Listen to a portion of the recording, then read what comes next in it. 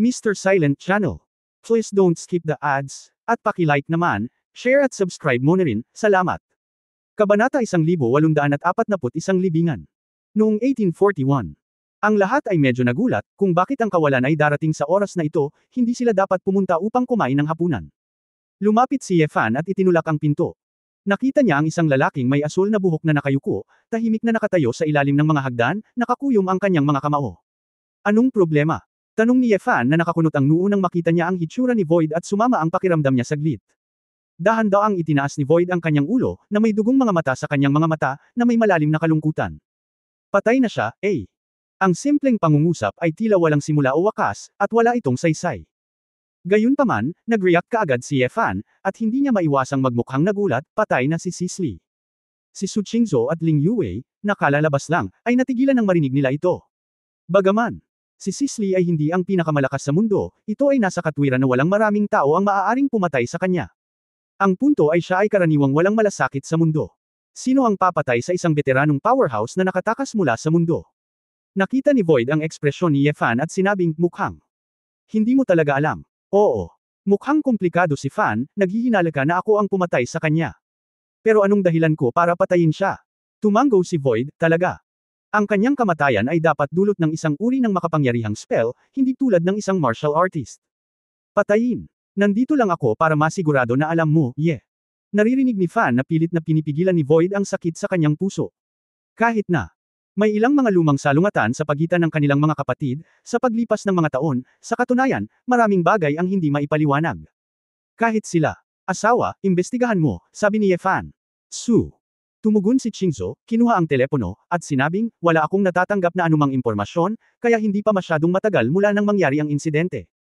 Sinabi ni Void sa mahinang boses, oo, isang oras ang nakalipas, naramdaman kong may mali, at palagi kong nararamdaman na may nangyari. Pagbalik ko sa Adelaide, nakita ko siya sa tindahan, nagbago ng anyo. Isang mummified na bangkay. Walang natitirang enerhiya sa kanyang katawan, at mas malinis pa ito kaysa sa pagsuso ng isang vampira, Mukhang nalilito si Fan, nag-isip sandali, at sinabing, bueno, dalhin mo ako doon sandali. Gusto kong tingnan ang eksena. Pagkasabi ni Void. Natural na hindi tatanggi, mas gusto niyang malaman ang katotohanan kaysa sa iba.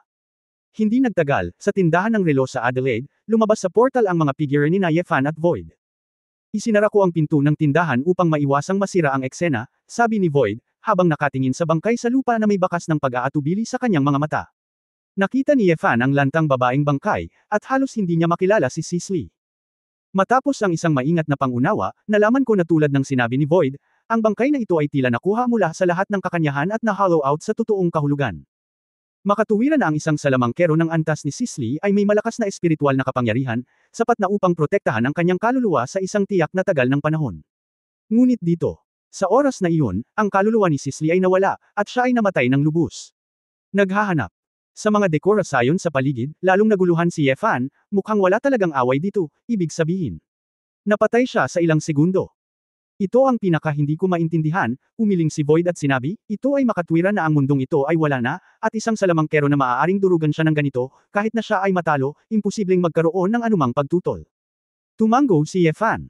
Sa katunayan, kahit na gusto niyang patayin si Sisley, hindi niya maiiwan ang anumang bakas ng labanan, maliban kung ito ay isang palihim na pag-atake.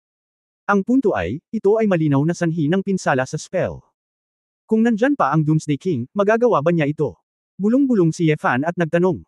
Natigilan si Void, sa tingin mo ba ito ang Dharma King of Doom? Ang tunay na hari ng Doom. Hindi ito maginhawa para sa Yefan upang sabihin ang sekreto ng mga ugat ng dragon, at sinabing, tinatanong ko, kung buhay pa ba ang araw ng paghuhukom, mayroon ba siyang paraan? Huminga ng malalim si Void. Bagamat ang Doomsday King ang pinakamakapangyarihang mage na nakita ko, sa pagkakaalam ko. Walang ganoong kapangyarihan. Kung buhay talaga siya, hindi ko alam kung magkakaroon siya ng malaking improvement. Bakit mo biglang binanggit ang hari ng kapahamakan? May alam ka ba? Si Void ay masigasig din, nakatingin kay Yefan ng may malalim na mga mata. Nanghuhula lang ako sa ngayon. Pagkatapos ng lahat, sinabi mo rin na sa teorya, walang ibang mage ang makakagawa nito, sabi ni Yefan. Natahimik sandali si Void.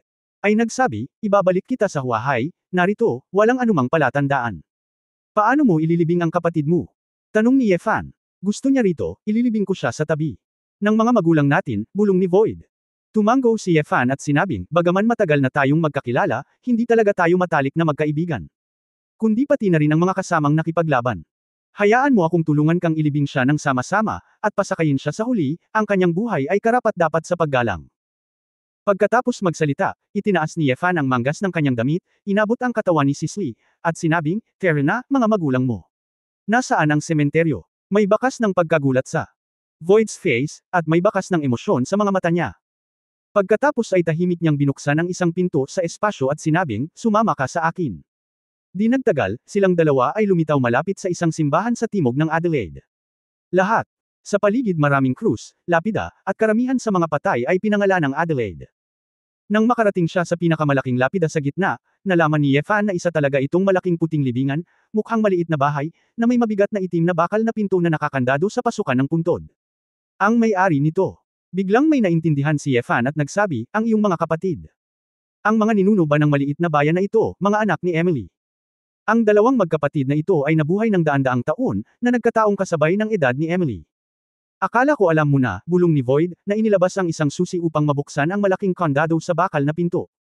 Hindi napigilan ni Yefan na i-click ang kanyang dila, "Hindi ba maaari? May mga inapo pa rin ang iyong dalawang kapatid sa bayang ito." Tumango si Void at sinabing, "Nakasal lang ako noong bata pa ako, at walang gaanong kaapo-apuhan. Bawat daang taon o higit pa, 3 beses siyang bumalik at nagkaroon ng 3 kasal. Nagdala rin siya ng ilang mga anak na ipinanganak sa labas para palakihin sila dito, kaya dapat marami sa kanyang mga inapo. Pero hindi ko rin sila kilala." Hindi napigilan ni Yefan. Natigilan, tumingin siya sa katawan ni Sisley at bumulong sa kanyang puso, bagaman nakakaawa ang mamatay, ngunit ang buhay na ito ay hindi walang kabuluhan. Sa pagtingin sa paligid, marahil ay may daan-daang lapida sa malaking sementeryo na ito, lahat sila ay magkakapatid, mga inapo ng mga kamag-anak. Naglalakad sa mga lansangan ng maliit na bayan na ito, nakatingin sa isang grupo ng matatandang lalaki at babae, ngunit ito ay ang kanyang apo sa tuhod o iba pa, ang pakiramdam na ito, hindi maisip ni Yefan sa ngayon. Kabanata 1842, napakaraming ama. Noong 1842, medyo napahiya si Yefan. Kung hindi niya babanggitan ang mga paksang ito, madalas niyang baliwalain ang edad ng ilang mga master.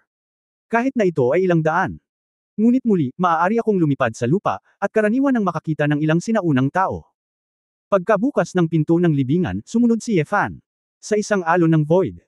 Ang isang malaking bilang ng mga paniki ay naalarma at lumipad palabas ng bakal na tarangkahan.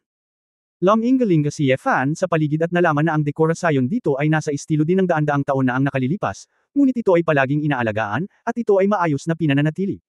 Sa gitna may isang malaking sarcophagus na may nakaukit na pangalan ni Emily. Sa tabi nito, may dalawang mas maliit na sarcophagi na may nakaukit na pangalan ni Sisley at Vinia. "Oo." Sumimangot si Fan, "Ito ang inihanda mo para sa iyong sarili." Siya ang naghanda. Dinala rin niya ang susi ng puntod na ito. Siya ang nag-aalaga, at bihira akong bumalik. Void said, using magic to slowly levitate the sarcophagus at Sisley's. "Ang iyong kamahalan na Sword God, mangyaring hayaan siyang magpahinga ng mapayapa." Biglang narinig ni Yefan ang isang iginagalang na, "Lord Sword God," at medyo hindi siya sanay dito. Pagkatapos ng lahat, sinabi ito mula sa malamig at walang laman na bibig. Tumango siya, at pagkatapos na tingnan si Sisley sa huling pagkakataon, inilagay niya ang isang henerasyon ng mga hari ng Dharma at isang henerasyon ng mga epiko sa sarcophagus. Matapos tingnan ng malalim ang kapatid, ipinikit ni Void ang kanyang mga mata at ipinikit ang sarcophagus. Sa puntod, tahimik. Pagkaraan ng ilang sandali, sinabi ni Void, "Okay, labas tayo." Tumango si Yefan, tumingin sa paligid, at sinabing may kaunting pagdududa, "Bakit hindi mo nakikita ang sarcophagus ng iyong ama?" Walang bisa. Itinuro ang nakapalibot, 12-dosenang maliliit na kahon ng bato, at sinabing, "Iyon ay." Natigilan si Yefan, at hindi maipaliwanag na nagtanong, "Napakarami mong ama." Napabuntong hininga si Void, huminga siya at sinabing, "Hindi pa huli ang lahat. Kung interesado ka, bakit hindi ka uminom sa maliit na bayan?" Oo. Ito ang intensyon ng Fan. Ang kakilala, ang pakikipag-chat sa kanya ay mabuti din. Yung dalawa. Dumating sa isang bar sa bayan, naupo sa isang sulok sa tabi ng bintana, nakinig ng musikang pangbansa, umorder ng 2 bote ng dayuhang alak, at nagbuhos ng sarili nilang inumin. Kakaunti lang ang mga tao sa bayan, at karamihan sa kanila ay magkakilala, ngunit nitong mga nakaraang taon, paminsan-minsan ang mga turista ay pumupunta rito, kaya hindi nila gaanong pinapansin si Yefan at Void. Kung titingnan mo ang iyong hitsura, mas maganda ito kaysa dati. Nalaman ni Yefan na ang ekspresyon ni Void ay mas kalmado at hindi gaanong malungkot. Bahagyang sinabi ni Void, nabuhay ako sa loob ng daan-daang taon, kung gaano ito ikinalulungkot, at kung gaano ito ikinalulungkot. Ito ay hindi higit sa hindi nasanay, hindi napagkasundo. Tumango si Yefan. Sa katunayan, kakaunti ang mga tao sa mundo sa ilalim ng lupa na mabubuhay hanggang 100 taong gulang. Ngayon mo lang ako tinanong kung bakit ang daming tatay. Natawa si Void sa sarili, actually, napakasimple lang ng dahilan, hindi natin alam kung sino ang biological father natin. Oo. Sumimangot si Fan, biglang may naintindihan. Noong una, walang tao sa lugar na ito, ang nanay ko at ang iba ay nagpunta rito bilang mga refugee, at kakaunti lang ang mga babaeng nakaligtas noong panahong iyon, karamihan sa kanila ay mga lalaki. Kaya, alam mo na, humigop ng alak si Void at nagkibit balikat. Bahagyang napangiti si Yefan, sa totoo lang, maaari kang magsagawa ng genetic testing, at makikilala mo ang iyong biolohikal na ama. No need, umiling si Void, noong bata pa ako, sabi sa amin ng nanay ko, huwag mo nang isipin kung sino ang tatay natin, ang makapagbibigay sa atin ng pagkain at hindi tayo mabuli ay ang ama. Hindi kasi nila alam kung kaninong anak kami kaya makakaligtas kami. Oo. Natahimik si Fan. Hindi niya inaasahan na magiging ganito kasama ang buhay na kapaligiran ng magkapatid na ito. Matapos uminom ng ilang sunod-sunod na baso ng alak si Void, dumungaw siya sa bintana, nanlabo ang kanyang mga mata at sinabing, naaalala ko, ay 10 noong siya ay 3 taong gulang, isang gabi, bigla siyang umiyak at bumalik sa kubo kung saan kami nakatira, niyakap ang kanyang ina, at umiyak ng galit. Sabi, na may ilang mga batang lalaki ang gumawa ng ganoong uri ng bagay sa kanya, at ang kanyang mga damit ay natatakpan lahat. Napunit ito. Parang iyon na ang huling beses na narinig ko siyang umiyak, sobrang nakakadurog ng puso. Ngunit ang aking ina ay buntis noong panahong iyon, at sa pangatlong pagkakataon sa loob ng 3 taon, siya ay napakasungit at sinampal ko lang siya ng diretsyo. Naubusan siya noon, gusto kong makita kung kumusta siya, pero hiniling ng nanay ko na alagaan ko ang 2 nakababatang kapatid na lalaki at 1 nakababatang kapatid na babae, kaya hindi ako makalabas. Nang sumunod na araw, nagkaroon ng kaguluhan ang bayan, ito pala ay isang binata na nang-aapi sa kanya, at sinamantala niya ang kadiliman upang basagin ang kanyang buhay gamit ang isang martilyo, at nabali rin ang isang paa, at ang kanyang ibabang bahagi ng katawan ay napuno ng dugo. Pagkasabi nito, ngumisi si Void. Noon, napakalakas ng loob niya. Isa siyang baliw na babae. Ang sulok ng Ye. Bahagyang gumalaw ang bibig ni Fan, bagamat nakangiti si Void, ngunit ang pakikinig sa kanya na nagkukwento tungkol sa mga kaganapan sa taon, ito ay isang hindi maipaliwanag na kalungkutan. Ang aming ina ay tumakbo sa gulat at nagpunta upang magmakaawa para sa kanya, ngunit siya ay itinulak at nalaglag at halos mamatay. Kinuha ko ang ilang nakababatang kapatid at nakita ko siya sa gitna ng kalsada, nakatali ng isang grupo ng mga tao, nakabitin ng bumangon ako, natamba ako ng letigo. Ngunit wala akong magawa. Hanggang hating gabi, lumabas ako, ibinaba siya, binigyan siya ng tubig, binigyan siya ng kalahating slice ng hapunan at palihim na nagtira ng tinapay. Siya ay cried very desperately, noong namuntik nang mamatay ang nanay ko sa miscarriage dahil sa kanya, sinabi ko na wala akong mukha para makita ang nanay ko, pero ayokong mamatay sa lugar na ito, aalis na siya. Ako. Nang tanungin kung saan siya maaaring pumunta, sinabi niya, hindi ko alam, ngunit kahit na mamatay ako sa labas, ayaw kong mamatay dito. Bumantong hininga si Void at sinabi kay Yefan, ang mundo ay hindi mahuhulaan, labis niyang kinasusuklaman ang lugar na ito noong bata pa siya. Ngunit sa wakas ay bumalik dito ng may pag-aatubili, pasulpot-sulpot, at nanatili ng daan-daang taon.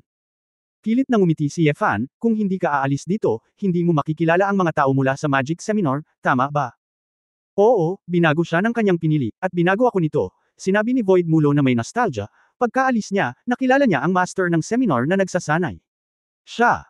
Orihinal na gusto lang mabuhay at maghanap ng pagkain at tubig, ngunit pagkatapos na makita ng salamangkero, sinubukan niya ito at natagpuan na ang kanyang espiritual na kapangyarihan ay likas na malakas. Siguro. Ito ang pagpapala ng Diyos, hindi lamang siya nakaligtas, ngunit natuto din siya ng time magic, at naging pinakamahalagang henyo na mage ng Deity Magic Seminar noong panahong iyon, Ye. Tumango si Fan, na hindi lamang mausisa na sinabi, kung gayon, ano ang iyong relasyon sa kanya?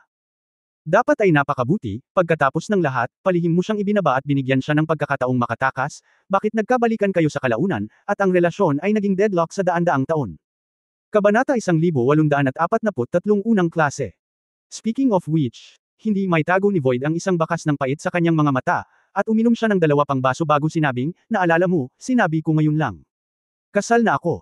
Oo. Tumango si Fan. Noong mga panahong iyon, hindi pa ako nag-aaral ng magic, at hindi ko alam, nasa Deity Magic Seminar siya at naging isang makapangyarihang mage. Maganda ang relasyon namin. Sumulat siya pabalik upang sabihin sa aming mag-ina na siya ay nasa Europa, nagkaroon kami ng magandang buhay bilang isang apprentice na may isang sastra. Napakahirap namin noon, at wala kaming paraan para mahanap siya. Nasiyahan kami sa pag-alam na siya ay ligtas at maayos, at umaasa na hindi na siya babalik sa lugar na ito. Hanggang isang araw, dahil sa ang problema sa mga pinagmumulan ng tubig ay nagdulot ng alitan sa mga katutubo rito, at naglunsad ng isang matagalang maliit na digmaan. Bagamat ang ganitong uri ng digmaan ay nangyayari paminsan-minsan sa tiwangwang na lupaing ito, hindi man ito sapat upang maitala sa kasaysayan, ngunit sapat na baguhin ang kapalaran ng bawat isa sa ating bayan. Naisip ko siya na nasa malayong Europa noon.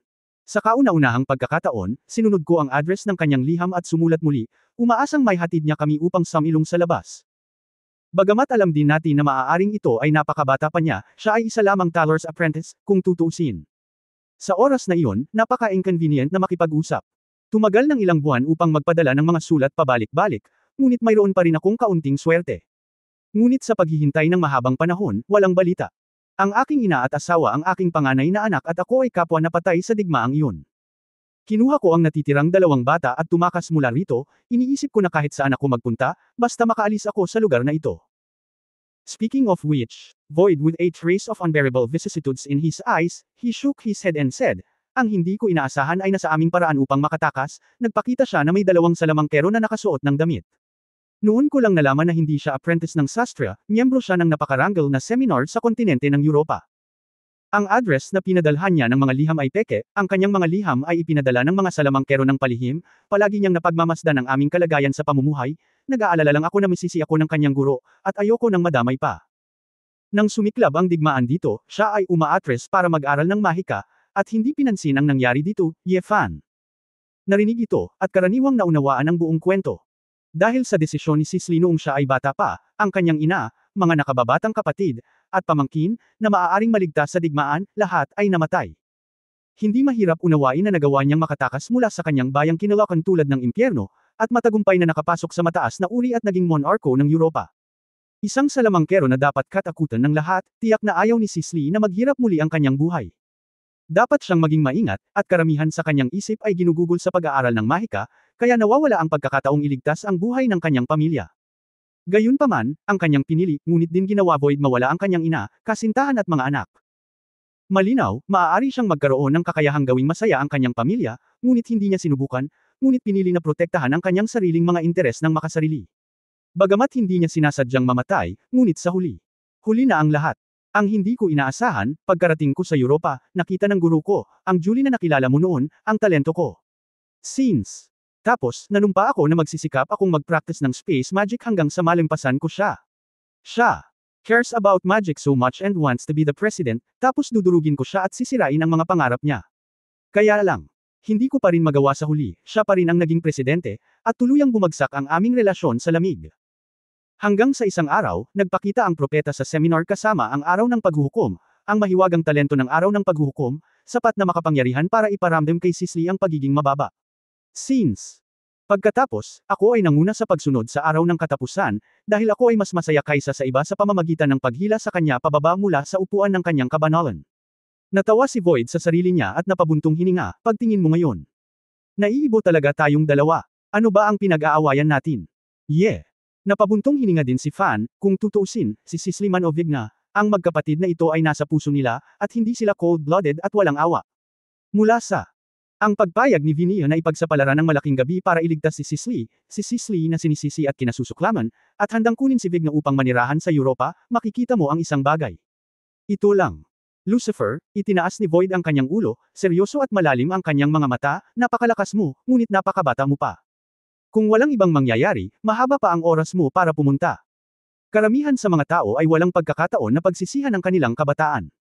Dahil maaga silang umalis at hindi naiintindihan, tinapos nila ang kanilang buhay. Ngayong gabi, maaari mong isipin na umaasa ako sa luma at nagbebenta ng luma, ngunit mula sa kaibuturan ng aking puso, gusto ko pa ring sabihin sa iyo ito.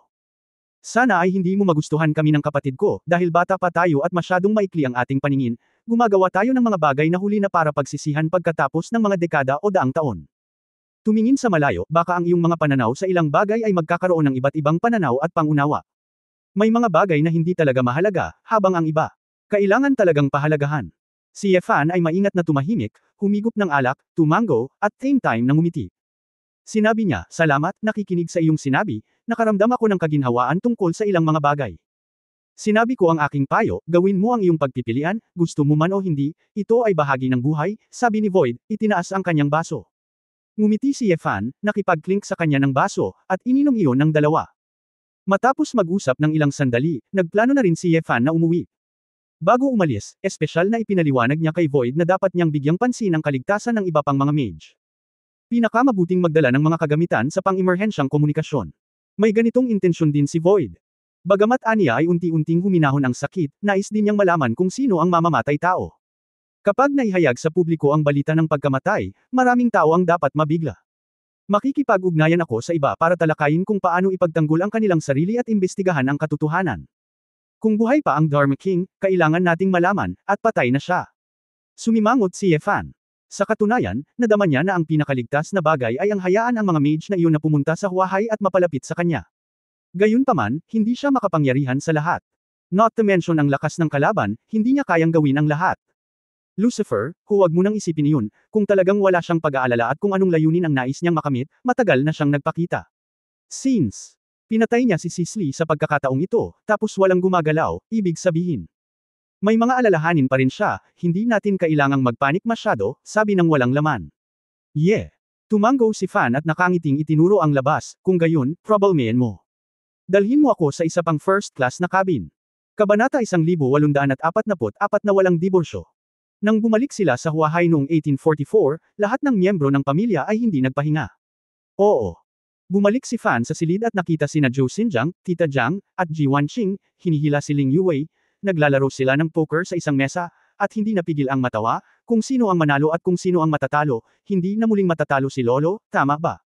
Zhou Xinjiang. Nagkunwaring hindi masaya at sumimangot, ano ang tawag dito, nanalo ako kagabi. Lahat. Tumawa, at nang makita nilang bumalik si Yefan, halatang gamaan ang loob nila. Halatang nag-aalala pa rin sila sa kanya at naghihintay sa kanyang pagbabalik. Asawa, sinuri ko ang lahat ng video surveillance sa Adelaide at wala akong nakitang espesyal. Sa katunayan, kakaunti ang mga surveillance camera doon, at dahil sa malayong lokasyon, wala kaming gaanong impormasyon. Umalis si Su Qingzhou sa sofa at sinabi. Tumango si Yefan at sinabing, naglakad ng napakabilis si Sisley, at ang kanyang kaluluwa at lahat ng kanyang enerhiya ay halos agad na naalis. Normal lang para sa mga taong makakapatay kay Sisley sa ilang segundo na hindi mahanap ang kinaroroonan. Su. Parehong natigilan sina Qingzhou at Ling Yuwei, hindi ka panipaniwala. Ang napatay pa rin ang bruha sa ilang segundo. Ibinaba ni Ling Yuwei ang kanyang poker at sinabi ng may mabigat na puso, pwede ba? Sumimangot din si Su Qingzhou. Naisip nilang lahat na baka ito ang lumabas sa ugat ng dragon. Yeah. Fan he waved his hand, huwag gumawa ng mga pagpapalagay, at huwag masyadong kabahan. Kami ay nababalisa at nag-aalala, at hindi namin malulutas ang anumang mga problema. Kung kailangan naming suriin, kami ay magsusuri, magpapadala ng mas maraming tao, at magbabantay sa lahat ng miyembro ng Deity Magic Seminar. Ako, kalooban. Hayaan silang lahat na magtulungan at subukang maipasa ang lahat ng impormasyon, at maaari kang tumugon anumang oras kung mayroong isang sitwasyon. Su. Tumango si Qingzhou nang may pag-unawa, naiintindihan ko, aayusin ko ito. Aya, mukhang napakaseryoso ng mga bagay, ito. Napakadelikado, bakit hindi tayo lumabas sa bagong taon? Nag-aalalang tanong ni Tita Jiang. Ang maliit na babaeng mataba noon. Nakahiga sa sofa habang nanunood ng mga karton ay biglang tumalon at tumingin kay Yefan na kinakabahan. Dahon. Ngumiti si Fan at sinabing, Tita Jiang, laging may panganib, ngunit hindi tayo maaaring magtago sa bahay para sa ganitong bagay. Kung may mangyayari talaga, hindi malulutas ng pagtatago ang problema. Ngayong taon, paano tayo mabubuhay? Paano? Pagkasabi ng lahat. Natigilan sandali, ngunit hindi inaasahan ni Ling Yuwei na si Yefan ay talagang lalabas para sa isang paglalakbay at babaguhin ang kanyang mga salita kapag siya ay bumalik. Anong kahilingan? Nagulat na sinabi ni Ling Yuwei, basta handa kang tumayo kapag ang mga dragon na ito ay walang ulo at pangasiwaan ang pangkalahatang sitwasyon, pabayaan ang dalawa, tinatayang sisang-ayon ang angkan sa 20 kahilingan. Umiling si Yefan, hindi na kailangan ng napakarami, dalawa lang, una, hindi ako kumakatawan sa anumang angkan, ako si Yefan, dapat nilang kilalanin ang puntong ito, huwag kang lumapit sa akin. Kung may mga pagtatalo sa pagitan nila, wala itong kinalaman sa akin. Pangalawa, wala akong panahon para kontrolin ang mga ito sa pang-araw-araw na gawain, ngunit magtatayo ako ng isang piling pangkat na tutulong sa nakababatang henerasyon ng angkan na kumpletuhin ang integrasyon at muling pagbabangon sa lalong madaling panahon sa iba't ibang aspeto tulad ng sinaunang pagsasanay sa martial arts, pamamahala ng organisasyon, at pagpaplano ng negosyo.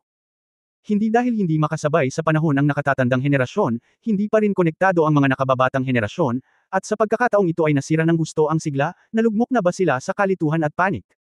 Bibigyan ko sila ng espiritual na suporta, at bibigyan ko sila ng mga profesional na underground world manager, mga sinaunang martial arts masters, at gagabay sa kanila. Ang kaya nilang gawin ay depende sa kaya nilang gawin. Sila mismo. Saglit na nag-isip si Ling Yue, pagkatapos ay kinagat ang kanyang mga labi at ngumiti at itinaas ang isang payat na daliri, kamahalan ng dakilang sword god, maaari ka bang magdagdag ng isa pa? Oo. Ngumiti si Fan, huwag kang maduduwal. At huwag kang mag-imik, kung handa akong tulungan sila, nabayaran ko na ang kabutihan. Oh, alam ko. Alam mo talaga ang katwiran pero, isa lang. Isa, okay lang ba? Buong-buong inunat ni Ling Yue ang kanyang kamay at kinamayan si Ye Fan. Oo. Medyo malambot ang puso ni Fan sa sandaling iyon. Ang babaeng ito ay karapat-dapat na maging isang internasyonal na reyna sa industriya ng pelikula at telebisyon. Kahanga-hanga rin ang kanyang husay sa pag-arte, ang kanyang mga mata, ekspresyon, at galaw ay nakakaakit, mahirap tanggihan.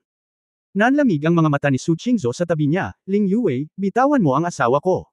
Magsalita ka ng maayos. Oo. Nanginginig sa takot si Fan, parang binuhusan ng tubig na yelo ang ulo niya, dali-dali niyang sinabi ng diretso ang mukha, Yue, huwag kang manggulo, sabihin mo muna, baka hindi ako pumayag. Napapikit si Ling Yue. Kay Su Qingzhou, inilibot niya ang kanyang mga mata, at walang pagpipilian kundi bitawan ang braso ni Ye Fan at sinabing, marami kang oras para pamahalaan, kaya maliwanag na wala kang oras para pamahalaan ang napakaraming bagay. Ngunit, kung kailangan mong hilingin sa isang tao na lumapit, masyadong malayo iyon. At least yung mga kabataan sa clan, yung mga taong humahanga sa iyo, feel your presence. Kaya naisip ko, posible bang hayaan ang mga pangunahing angkan na makipagkumpetensya at piliin ang mga mahusay na gumaganap? Mga kabataan, regular na tanggapin ang patnubay ng iyong Diyos ng Espada upang tulungan silang mapabuti ang kanilang lakas. Sa kasong ito, tiyak na mapupuno sila ng lakas, tutal, wala na ang mga mandirigma sa mundo na gustong tumanggap ng iyong patnubay. Nagpout si Ye Fan, tinuturuan ko sila. Sa tingin mo ba kailangan para sa mga doctoral tutor na magturo sa mga kindergarten? Maghanap ng ilang mga master sa impyerno upang gabayan ang kanilang mga kabataan, na higit pa sa sapat. Hindi marami sa kanila ang maaaring pumunta sa Lycan at makipaglaban.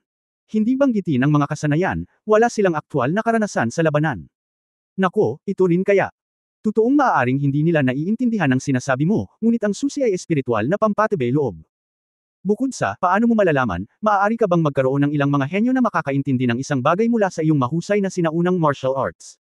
Sabi ni Ling Yue sa isang mapagmahal na tono na may liwanag sa kanyang mga mata. Hindi alam ni Fan kung matatawa ba siya o maiiyak, kung hindi dahil sa makapal niyang balat ay pinupuri siya hanggang sa namumula. Okay, for the sake of your hard work to fight for them, pumayag ako. Kung iniisip ng sinaunang martial arts instructor na pinadala ko na magagaling ang mga bata, maglalaan ako ng oras para turuan sila ng isang bagay sa aking sarili, sabi ni Ye Fan. Direktang hinawakan ni Ling Yue ang kamay ni Ye Fan at kinuyam ito ng mahigpit, deal. Nang makita ang nasa sabik na ekspresyon ng babae, hindi napigilan ni Ye Fan na sabihin, napakasaya mo ba? Siyempre naman. Binigyan siya ni Ling Yue ng isang galit na tingin, lumapit na ako, at hinahanap kita na may masugid na pag-asa ng mga angkan sa mundo. Maging boss, hindi kita hinahanap para maging kuli, tinatanggihan mo ako ng ganito. Kung hindi ako magbabalik ng anumang resulta, ako, si Ling Yue, ay hindi mapapahiya. Ako ang fiancé mo sa pangalan. Ubu. Si Ye Fan ay umubo ng 2 beses, ang babaeng ito, aling kaldero ang hindi maaangat ng hindi ito binubuksan, hindi ko alam kung nasaan si Su Qingzhou sa tabi ko. Ang ekspresyon ni Su Qingzhou ay naging mas malamig at mas malamig, siya ay ngumuso, at sinabi, Ling Yue, ang bagay ay tapos na, okay ka na bang umalis? Hindi, Xiaoshu, itinaboy mo ako sa gabi. Napakaraming taon ng kapatid, dahil lang sa mga lalaki. Tinakip ni Ling Yue ang kanyang puso ng malungkot na tingin sa kanyang mukha. Tumigil ka na sa pag-arte. Nag-aartista ka pa ba? Sino kayo ng kapatid mo? Huwag mo akong tawaging Xiaoshu. Bilasan mo. Wala ka man lang bang pera para sa isang kwarto sa hotel? Galit na sabi ni Su Qingzhou. Inilabas ni Ling Yue ang kanyang dila, fair na. Hahanapin ko si Chu Yunyao. Galit ako sa iyo. Ikaw, hindi nagalit si Su Qingzhou, sa kanya lang naalala na magkakilala rin sina Ling Yue at Chu Yunyao. Ling Yue. Tumakbo, niyakap si Tuan Chuan at hinalikan, nagpaalam sa lahat, at pagkatapos ay talagang tumakbo siya palabas. Su. Tinadyakan ni Qingzhou ang kanyang mga paa sa galit, asawa. Tingnan mo siya. Sinasadya mong magalit sa akin. Ngumisi si Ye Fan. Alam niyang hindi talaga magkakaaway sina Su Qingzhou at Ling Yue. Pwede kang magalit ng ganyan. Wife, wag kang magalit, hindi mo pa ba ako kilala? Imposibleng hiwalayan kita at pakasalan ng iba. Anyway, I like you the most. Umakyat si Yefan at inakbayan ang babae. Sabi ng panunuyo. Huminga ng ilang malalim si Su Qingzhou bago siya seryosong nagsabi, tama ka, walang diborsyo sa pagitan mo at ako, tanging pagkabalo lang. Ah! Sinabi ni Yefan na may malungkot na ekspresyon, magsalita ka. Masarap sabihin na magkasama tayong nabubuhay at namamatay. Nabiyuda. Masyado kang natatakot na sabihin yun. Tama kang matakot. Binigyan siya ni Su Qingzhou ng isang puting tingin, pagkatapos ay tumalikod upang kunin ang kanyang anak, iwan mo na si Ye Tuanchun, maligo tayo at matulog. Nang makitang umakyat ang mag-ina, napabuntong hininga si Yefan, ang mga babaeng nakapaligid sa kanya ay mas walang awa kaysa sa iba. Kabanata 1845 mga aktibidad ng bagong taon. Sa sumunod na 2 araw ng 1845, bukod pa sa pagsundo sa kanyang anak, natural na gumugol si Yefan ng ilang oras sa pakikipaglaro kay Ling Yue. Sa parehong oras, sa video call kasama si Nayan Rujiao, nalaman ko na natapos na ng babae ang pagbuo ng koponan at opisyal na inihayag ang pagtatatag ng isang bangko sa sinaunang mundo ng engkanto. Nayan. Gusto ni Rujiao na lumahok si Yefan sa seremonya ng pagtatatag ng bangko, ngunit tumanggi si Yefan. Nadama na ang kanyang hitsura ay magpaparamdam lamang sa mga taong iyon sa sinaunang daigdig ng engkanto na makaramdam ng pressure, na parabang ito ay isang gawa ng pang-aapi. Sa pamamagitan lamang ng pagpapalam sa mga tao ng Ancient Immortal Spirit World na dahan-daang maranasan at maunawaan ang pagbabagong anyo sa isang nakaka-relax na estado, maaari nilang simulan itong tanggapin mula sa puso. At saka, dahil sa katayuan ni Yefan sa sinaunang mundo ng mga engkanto, kahit na hindi siya nagpakita, hindi dapat pahirapan ng mga taong ito ang mga bagay para kay Nayan Rujiao. 2 araw. Kalaunan, sa pagbabalik ni Ling Yue sa pamilya Shenlang, tinupad din ni Yefan ang kanyang pangako at hinayaan ang kanyang mga kapatid na sina Azazel at Leviathan na bumuo ng isang pangkat ng mga konsultant. Dati, silang dalawa ay nagsisilbing behind the scenes na tagapayo sa Escrimador, na responsable sa ilang mga gawain sa ibang bansa. Ngunit ngayong nasa tamang landas na ang mga Escrimador, wala na silang ibang haharapin bukod sa pagsasanay, ngunit mayroon lamang silang oras. Azazel. May mayaman na karanasan sa pamumuno ng mga tropa, kayang pamahalaan ang isang grupo ng matinik na mersenaryo sa maayos na paraan, at may background ng maharlikang pamilya sa ibang bansa at pambansang dibisyon, at alam kung paano haharapin ang mga maharlika. May kakayahan sa parehong panitikan at martial arts, na may matatag na imahe, ang pagiging commander-in-chief ng advisory team ng angkan ay sapat lamang para sa trabaho. Bagamat mas mababa ang Leviathan sa si Azazel sa mga aspetong iyon, magaling siyang makisalamuha sa kanyang mga nasasakupan, na mamagitan sa kapaligiran, at nagbibigay inspirasyon sa fighting spirit ng kanyang mga nasasakupan. Pagkatapos ng panahong ito ng pagsusumikap at pinasigla ng lakas ni Yefan, sila ay nasa larangan na ng banal na kaliwanagan, at ang susunod na hakbang ay ang pagbuo ng isang elixir. Sa kaganhawahan ni Yefan, ang dalawang magkapatid ay nagtanim ng mag-isa, sa halip na kainin ang mga tabletas sa pundasyon.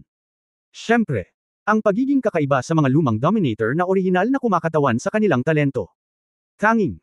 Ito ay dahil ang lahat ng enerhiya sa nakaraan ay ginugol sa pamumuno sa mga tropa, at pagkatapos ng jihad, siya ay abala sa iba pang mga bagay, kaya't iniwan niya ang kanyang paglilinang sandali. Oo. Naniniwala si Fan na kapag bumangon na ang kaharian ng kanyang mga kapatid sa buhay at kamatayan, tiyak na magiging first class ang kapangyarihang panlaban, at tiyak na hindi ito maihahambing sa mga practitioner na iyon sa sinaunang immortal na daigdig ng mga espiritu o maging sa angkan, dahil hindi sila nagkukulang sa lahat ng kasanayan sa pakikipaglaban. Practice lang. At saka, ang dalawa ay may medyo makaluma na karakter at medyo outgoing na personalidad, na bumubuo lang sa isa't isa. Ang nabuong koponan ay madamdamin at matatag. Bagamat hindi taga Siya Kingdom ang dalawa, hindi lingid sa kaalaman ng clan ang relasyon nila ni Yefan. Naturally, alam nila ang kanilang timbang at hindi nang ahas na pabayaan sila. Sa totoo lang, ipinakita ni Yefan ang kanyang sinseridad sa pamamagitan ng pagpayag sa mga pangunahing miyembro ng Inferno na mamahala sa Clan Revival Advisory Team na ito. Tungkol sa ang patnubay ng sinaunang martial arts, kahit na ang panday at ang pusit ay sapat na ang lakas, kung isa sa alang-alang ang kanilang kawalan ng pag-unawa sa sinaunang kultura ng martial arts ng Siya Kingdom, nagpunta pa rin si Yefan sa Xuanjian sect upang hanapin si Liu Qinghao. Bilang isang master na kinikilala ng mga ninuno ng angkan, si Liu Qinghao ay walang problema sa kanyang mga kwalifikasyon at lakas. Ngunit sanay na siya sa pagiging malaya, at nang mabalitaan niya na pinapaturo sa kanya ang mga kabataan ng angkan, natural ang 100 tao ay nag-aatubili. Ito ay hindi hanggang pumayag si Yefan na kausapin siya tungkol sa kanyang karanasan sa kendo na nag-aatubili, na sinang-ayunan ni Liu Qinghao. Bagamat alam din niya na kahit na makipag-chat siya kay Yefan, maaaring hindi siya makakuha ng malaki, dahil masyadong iba ang kaharian, ngunit masyado pa rin siyang sabik na makipagpalitan ng swordsmanship kay Yefan. Basta, tulad ng ang mga mananaliksik sa pisika ay sabik na makipag-usap kay Einstein, kahit na hindi nila naiintindihan, gusto nilang magtanong at makinig. Ngunit kung hindi magsasalita si Ye Fan, siya ay isang nakatatanda, at siya ay mapagmalasakit at mayabang, kaya siya ay mapapahiya na magkusa na banggitin ito. Oo. Alam din ni Fan kung gaano siya kaakit-akit sa isang eskrimidor dahil sa kanyang superior na kabutihan, kaya kumpiyansa siyang kumbonsihin si Liu Qinghao. Si Ye Fan ay talagang hindi naisip na ibahagi ang kanyang karanasan sa pagsasanay sa kendo.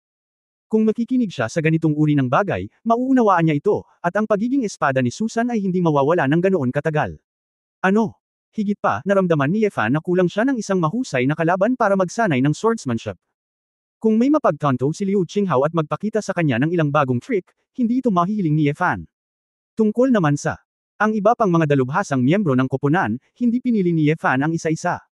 Sa internasyonal na prestihiyo ng Inferno, napakadaling makahanap ng ilang eksperto sa pamamahala. Mula sa pananaw ni Ye Fan, ang muling pagkabuhay ng angkan ay talagang hindi komplikado. Ang Xuanming clan na pinamamahalaan ni Su Qingzhou ay isang buhay at mahusay na halimbawa. Hanggat hindi ka bulag na tumutok sa sinaunang martial arts, upang ang mga anak ng angkan ay makapagbigay ng buong laro sa kanilang kadalubhasaan at mapakilos ang sigasig ng buong angkan, natural na mapasigla nila ang kanilang sigla. Kung tutusin, hindi dapat maliitin ang pamana ng angkan. Kaya, abala at abala, nang hindi nalalaman sa bisperas ng bagong taon. Sa umaga sa katapusan ng linggo, bumaba si Su Qingzhou dala ang bola sa kanyang mga bisig. Ang maliit na batang babae ay parang koala, nakakapit sa kanyang ina, na may nakakaawang ekspresyon sa kanyang mukha. Anong problema? Nakita ni Ye Fan ang eksenang ito sa sandaling naglakad siya pauwi pagkatapos mag-practice sa labas. Lumapit si Su Qingzhou sa sofa at nagsabi, Ye Tuanchuan, bitawan mo. Ang liit.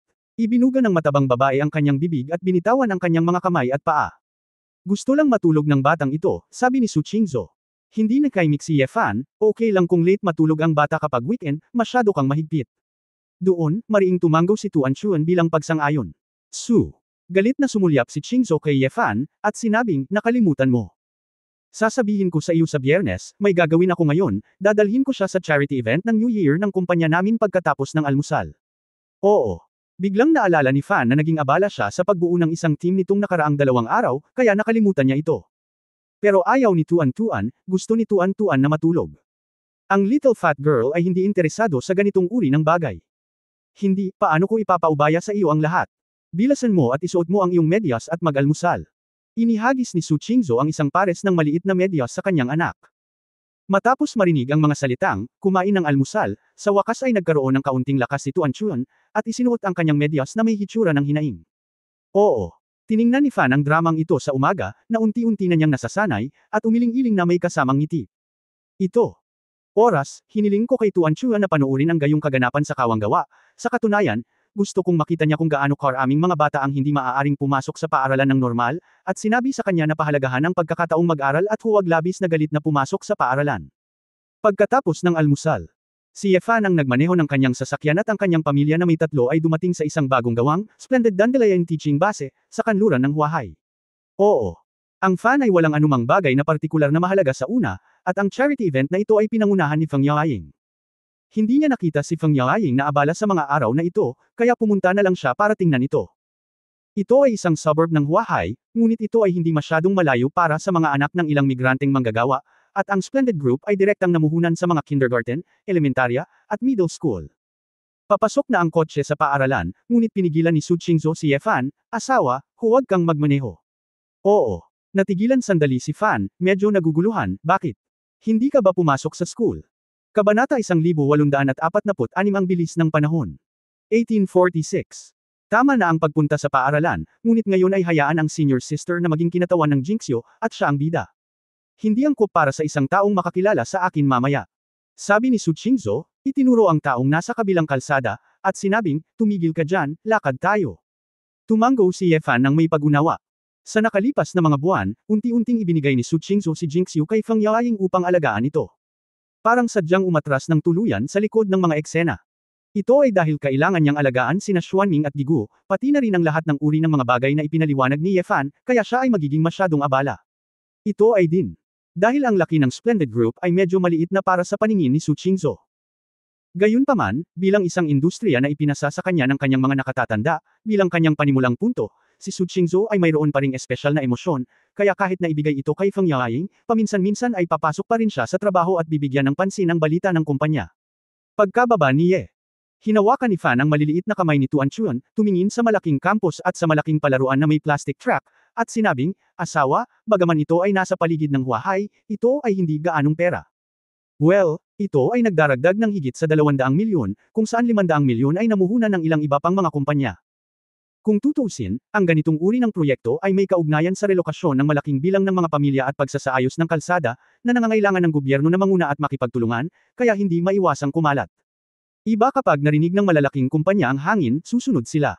Pagkatapos ng lahat, ang paggawa nito ngayon ay makakaapekto sa imahe ng korporasyon at direktang makakaapekto sa presyo ng stock.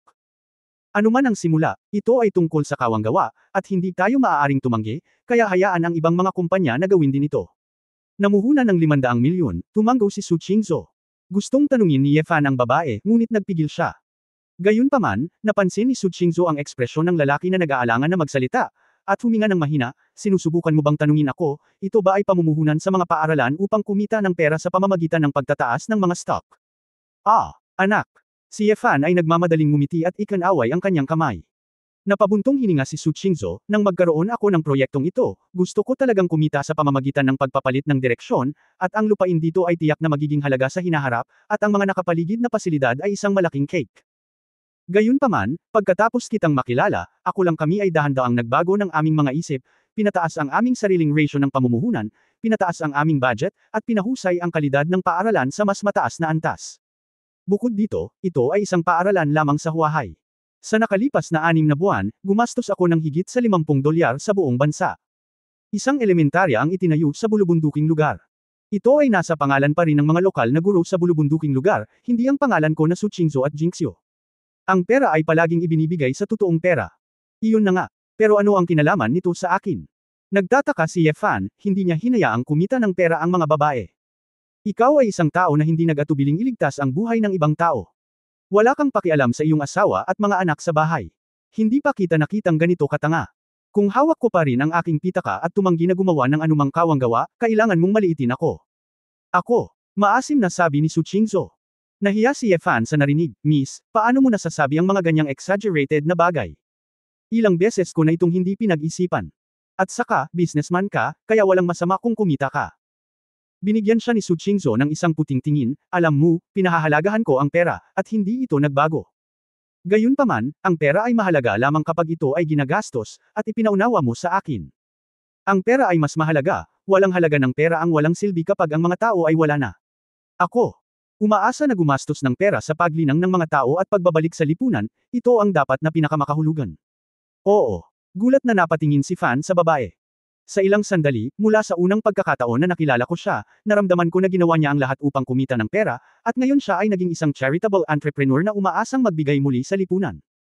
Sa oras na ito, pagpasok namin sa gate ng paaralan, at sa plaza sa harap, marami na ang mga taong nagkukumpulan, kabilang ang mga kinatawan ng negosyo, mga opisyal mula sa mga departamento ng gobyerno at edukasyon, at isang malaking grupo ng mga bata at magulang. Maraming media ang sumugod, at lahat ay naghihintay sa pagsisimula ng Student Aid Charity Event. Sinasamantala. Sa katotohanang walang pumapansin, muling sinabi ni Su Qingzhou, pupunta ako sa susunod na gusali ng pagtuturo, maaari mong dalhin ang grupo doon, titingin-tingin lang ako sa paligid. Medyo natahimik si Ye Fan, kung tungkol dito, walang pakialam si Yao Ying kung ipakita mo ang iyong mukha. Hindi na kailangan, kapag ang TV station media ay nagpe-file, sana lahat ay tumutok kay senior sister. Sa ganitong paraan ang kanyang prestihiyo at kasikatan ay tataas ng mas mabilis, at mas madaling maglakad sa harap ng entablado ng mas mabilis, na kumakatawan kay Jingxiu, sabi ni Su Qingzhou pagkatapos, naglakad siya patungo sa koridor sa ikalawang palapag ng katabing gusali ng pagtuturo. Yeah. Ngumiti si Fan, kinuha ang kamay ng batang babae na mataba, at naglakad papunta sa karamihan. Nagkaroon din ng curiosity si Tuan Chuan sa mga sandaling ito, lalo na nang makita ang maraming bata sa eksena, na tumitingin sa paligid na may malalaking mata. Madaling nahanap ni Ye Fan si Feng Yaoying dahil ang babaeng nakatayo sa eksena ay napakahusay. Nakasuot ng formal na puting suit at palda, na may fuchsia crystal na brooch na nakapin sa kanyang buhok, siya ay may marangal na tindig at isang magiliw at kaakit-akit na ngiti. Feng Yaoying ay nangunguna sa ilang magagaling na matataas na opisyal, nakikipag-usap sa ilang opisyal, at maganda ang kapaligiran. Ang mga mata ng isang malaking bilang ng mga lalaki sa tabi ni Ye. Hindi mapigilan ni Fan ang mga araw sa trabaho, at ang eksena ng pagpunta sa opisina ni Feng Yaoying at pakikipag-usap sa kanya ng matalik. Nakita ni Feng Yaoying si Ye Fan at Tuan Chuan na lumitaw, at ang kanyang mga mata ay napuno ng kagalakan. Matapos humingi ng tawad sa ilang opisyal, lumakad siya. Ouch, tuan-tuan, ilang araw na akong hindi nagkikita, yakap-yakap ni tita. Walang pakialam si Feng Yaoying sa mga tingin ng mga taong nasa tabi niya, niyakap niya si tuan-tuan at hinalikan siya. Ang grupo. Matanda. Ah, Ye Fan, bakit kayo mag-ama, President Su? Tanong ni Feng Yaoying. Iminuwestro ni Fan ang kanyang mga mata, at tumingin si Feng Yaoying sa ikalawang palapag ng gusali ng pagtuturo sa tabi niya, at nakita niya ang isang babae na nakasunglas, na tumatango sa kanya. Walang magawang ngumiti si Feng Yaoying, totoo si Mr. Su, hindi na ito kailangan. Sa palagay ko ay hindi na kailangan, ngunit mukhang labis siyang nagmamalasakit, sabi ni Ye Fan na nakabuka ang kamay. Sa nakalipas na 6 na buwan, pinipilit niya akong kunin si Jingxiu, at iniimbitahan niya akong dumalo sa anumang malalaking kaganapan at hayaan akong humarap sa media. Ngunit, ang unang impresyon ng lahat kay Jingxiu ay si Su Qingzhou, paano ito magiging napakadali? Upang palitan ang kanyang posisyon sa isip ng mga tao. Ako, gusto ko lang maging stable manager, hindi ko ideal ang pagiging star. Mapait na ngumiti si Feng Yaoying. Nagsasalita, isang lalaking may tuwid na tiyan, mukhang nasa 40 taong gulang, na may kantab na buhok at isang haligi sa kanyang mga kamay, ngumisi at tumawa. Mr. Feng, napakaaga. Baka ang asawa mo at anak mo. Napangiti ang lalaki, ngunit may kakaibang kulay ang bumungad sa kanyang nakapikit na mga mata. Mga ulo ng Kabanata 1847. Noong 1847, nang makita ni Feng Yaoying ang taong dumating, tahimik niyang ibinaba ang grupo, na wala ang ngiti sa kanyang mukha, at bahagya siyang ngumiti, Mr. Lang, nagbibiro ka, hindi ako kasal, saan ko makukuha ang aking asawa at anak na babae? Oh, so sino ito? Patuloy na tanong ng lalaking may apelyidong Lang. Diretsyong nagbukas ng topic, Mr. Lang, nandito ako para dumalo sa isang charity event ngayon, hindi census. Let's get down to business first. Haha, sinabi rin ni Mr. Feng, tinanong ko pa. Ngumiti ang lalaki, sumulyap muli kay Ye Fan, at naglakad palayo para makipag-chat sa ibang mga opisyal. Huminga si Feng Yaoying A. Nakahinga ng maluwag at bamulong, ang matandang fox na ito ay talagang hindi makapagpahinga ng ilang sandali. Nakangiting tanong ni Ye Fan, sino siya? Medyo nagulat si Feng Yaoying at nagsabi, hindi mo ba siya nakita? Maraming balita tungkol sa kanya sa nakalipas na 6 na buwan. Lang Zhongxing, ang boss ng Xingyao Holdings. Dahil dito, labis siyang pinahahalagahan ngayon ng bansa, at tumaas ang stock. Siya ang naging pinakamayamang tao sa Huahai, at maaari rin siyang magranggo sa nangungunang 10 sa bansa. Ang kayamanan sa listahan ng mayayaman ay lumampas sa 200 bilyon. Bagamat talagang hindi kasing dami ni na President Su at Yun Yao, ngunit si Mr. Su at ang iba pa ay marami na ngayong invisible asset. Nitong nakaraang taon, hindi sila gaanong nagpakita dahil sa sinaunang martial arts world, kaya mas mababa ang ranggo nila. Ngayon silang Zhongxing ang pinakamainit na bagong pinakamayamang tao sa Huahai. Itong pamumuhunan sa education base, nagbigay siya ng 300 milyon at ito ang pangalawang pinakamalaking donor. Oh, yun lang, ngayon ko lang narinig. Tumango si Ye Fan, ngunit hindi niya naisip na napakalakas nito. Siya lang ang pinakamayamang tao sa Huahai. Normal lang sa kanya na hindi siya kilala. Napaka-busy niya ngayong taon. Tama, siguradong wala kang pusong bigyang pansin ang mga ito, ngunit ang mga karaniwang tao ay nag-aalala pa rin tungkol sa. Nag-ambag ito, ngunit mahilig siyang maglaro ng yin, ngumiti na parang tigre, ayaw kong makipag-usap sa kanya ng negosyo. Umiling si Feng Yaoying. Nang marinig ito, same time na nagtanong si Ye Fan, binubuli ka niya. Papatayin ko ba siya? Alam ni Feng Yaoying na ang lalaki ay nagbibiro sa kanya, ngunit binigyan pa rin siya ng galit na tingin, ano ang sinasabi mo? Well, huwag mong banggitin ang pakikipag-away at pagpatay. Ngumiti si Ye Fan at tinapik ang ulo ng kanyang anak, iniisip na hindi interesado ang kanyang anak sa mga bagay na ito. Sa oras na ito, sa mataas na plataporma ng seremonya, nagsimulang magsalita ang host, at nagsimula ring kumuha ng litrato ang mga mamamahayag. Okay, magsisimula na ang seremonya, uupo ka ba sa front seat kasama si Tuan Chun? Itinuro ni Feng Yaoying ang unang hanay. VIP upuan. Mabilis na ikanaway ni Ye Fan ang kanyang kamay, hindi kami ang bida, umupo ka lang sa likod at pasayahin ka. Sinasabi. Niyakap ni Ye Fan ang kanyang anak, direktang nakahanap ng upuan ilang row sa likod, at umupo. Si Feng Yaoying ay abala rin sa negosyo, kaya hindi siya masyadong nagsalita. Inayos niya ang kanyang kwelyo at umupo sa gitnang upuan, sa tabi mismo nilang Zhongxing. Pagkatapos makipag-usap kay Mayor Huahai, lumingon silang Zhongxing at nakangiting sinabi kay Feng Yaoying, Mr. Feng, ang ginoong iyon ngayon lang, bakit parang pamilyar ako, parang isang malaking tao. Kinuha ni Feng Yaoying ang mainit na tsaa sa mesa, humigop, ngumiti at sinabing, Sword God. Right. Oo, tama. Isang larawan ng Sword God ang kumalat noon, parang ito. Tumawa silang Zhongxing. Nang mabanggit na ang isang tao ay parang Diyos ng espada, maraming matataas na antas na mayayamang negosyante sa malapit ang naging interesado at tumingin sa paligid. Napakaraming dignitaryo at dignitaryo sa mundo, at sila rin ay mga sumasamba sa Sword God ng pribado, at kahit maraming tao ang nagsusuot ng mga palamuti ng Hell Swordsman badge sa kanilang mga katawan. Bumantong hininga si Feng Yaoying at sinabi, sa totoo lang, siya ang Diyos ng Sword God. Sa sandaling ang mga salitang ito. Matapos manahimik ng higit sa 10 segundo, lumingon silang Zhongxing at ang iba pa kay Ye Fan at Tuan Chuan na nakaupo sa likuran nila, at agad na tumawa, Mr. Feng, nagbibiro ka talaga. Haha. Ibig sabihin, ang Diyos ng Espada ay ang gatas. Tatay, pumunta ka sa charity event para sumali sa kasiyahan. Kapag maraming tao narinig ito ng paligid, bigla nilang napagtanto na ito ay isang joke sa lahat. Gaano man ang iniisip mo tungkol dito, hindi ko akalain na ang isang malaking tao na nakatayo sa tuktok ng mundo ay madaling lilito sa gayong maliit na okasyon, at siya ay uupo sa likuran ng tahimik, kasama ang isang grupo ng maliliit na tao, na may hawak na isang bata bilang isang ama. Ang imaheng ito ay talagang malayo sa kung ano ang hitsura ng Sword God sa mata ng publiko. At sa mga araw na ito, maraming tao ang gumagaya sa hitsura ng Sword God at nagsasagawa ng microplastic surgery. Ang mga taong mas katulad ng Sword God ay madalas na nakikita sa kalye, at lahat ay hindi nagulat. Sumunod si Feng Yaoying at ngumiti, alam din niyang walang maniniwala sa katotohanan. Sa oras na ito, nang matapos magsalita ang host ng ilang linya, turn din ng corporate representative na nag-charity sa pagkakataong ito para umakyat sa entablado. Bilang ang pinakamalaking mamumuhunan, si Splendid, si Feng Yaoying ang unang naluklak sa kapangyarihan, at nagsimulang magsalita ng bukas palad tungkol sa layunin ng pagtatatag ng baseng ito ng edukasyon. Sa panahon ng proseso, ang ilang mga tao na karapat-dapat na pasalamatan ay nagsalita tungkol sa kanilang mga inaasahan para sa hinaharap. Bagaman walang partikular na nakamamanghang pananalita, ngunit ito ay lubos na kasiya siya at medyo pinagbabatayan.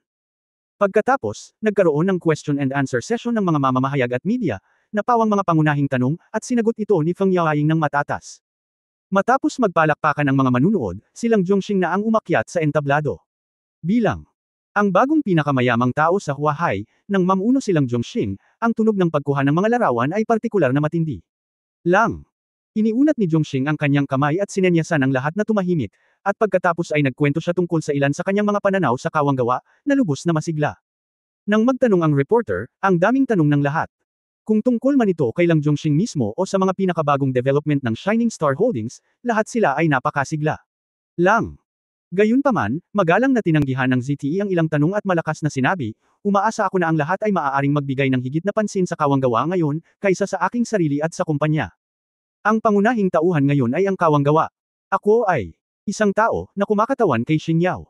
Hawak, espesyal na inihanda ang munting regalo para sa mga bata na papasok sa campus na ito sa bagong semestre. Habang pumalakpak silang Zhongxing, nakita niya ang 3 truck na sunod-sunod na pumapasok sa labas ng gate ng paaralan. Ang mga reporter, Mr. Lang, ano ang nasa 3 sasakyan na iyon? Tanong agad ng isang reporter. Lang. Magiliw na ngumiti si Zhongxing at sinabi, magandang tanong, sa 3 sasakyan na ito ay ang mga kagamitang pang-eskwela na inihanda namin para sa 5,000 mag-aaral na papasok na sa paaralan, kabilang ang mga bag ng paaralan, stationery, at iba pa. Inaanyayahan din namin ang mga internasyonal na mag-aaral. Ang mga taga-disenyo sa paaralan ay nagdisenyo ng maskat-anji tanging mga uniforme sa paaralan, gamit ang magagandang tela upang mapabuti ang kalidad ng pang-araw-araw na pagsusuot ng mga mag-aaral. Ako. Umaasa na ang mga paaralang namuhunan at inorganisa ng ating Star Holdings ay makapagbibigay sa mga anak ng migranteng manggagawa ng pinakamahusay na kalidad ang buhay campus. Ang mga ito. Ang mga pahayag ay agad na umaakit ng mga pagsabog ng palakpakan, pagkatapos ng lahat, isang buong hanay ng mga kagamitan sa paaralan para sa higit sa 5,000 mga bata, pati na rin ang mataas na antas na nakakustomize na mga uniforme sa paaralan, nagkakahalaga ito ng milyon-milyon. Sumimangot ang mga tao ng Jinxiu Group sa audience, at isang supervisor ang bumulong kay Feng Yaoying, President Feng, ilang milyong bagay ang nakagawa ng charity conference ngayon na parang sila ang bida ng Xingyao. Kami. Namuhunan ng higit sa 100 milyong yuan, ngunit wala siyang mukha na 300 milyong yuan, kaya kitang-kita na handa kaming dumating at gustong kunin ang mga headline. Alam ni Feng Yaoying na siya ay nabigo ngayon, hindi niya inaasahan na ang kabilang partido ay magkakaroon ng ganoong kamay, ngunit siya rin ay maaari lamang siyang ngumiti ng mapait, pumalakpak ang kanyang mga kamay at sinabing, matanda at mainit pa si Jiang, ngunit ito ay tungkol sa kawanggawa, kaya ang pagbibigay ng higit pa ay isang magandang bagay. Bagamat walang sinabi ang ilang senior management ng Jinxiu Group, halatang hindi sila masaya. Sa kabilang banda, ang ilang mga tao mula sa Xingyao. Kabanata 1848 mapagbigay. 1848 lang. Hinaway-kaway ni Zhongxing ang kanyang kamay at sinenyasan ang kanyang mga tauhan na ibaba ang 2 kahon ng ilang mga paninda sa truck. Isa-isang ibinaba ang mga Reg Along bag na puno ng mga uniforme sa paaralan, mga bag at iba pang gamit ng mag-aaral.